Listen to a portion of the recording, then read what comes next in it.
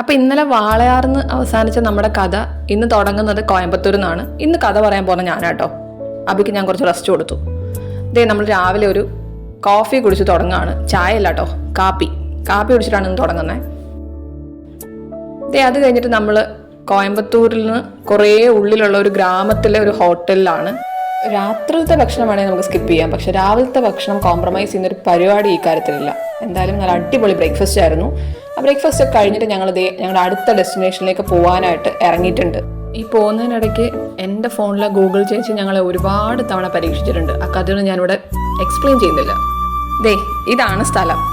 ഞങ്ങളുടെ second ഡേയിലെ first destination ആദിയോഗിയായിരുന്നു.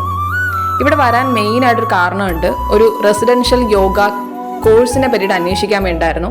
വന്ന പാടെ ഞങ്ങൾ അവിടെ നിന്നിരുന്ന കുറച്ച് വോളണ്ടിയേഴ്സിനോട് ഈ കാര്യങ്ങളൊക്കെ അന്വേഷിച്ചെങ്കിലും ദൈവം സഹായിച്ച് എനിക്ക് അവിടെ ആ കോഴ്സിന് ചേരാൻ പറ്റില്ല എന്ന് ഞാൻ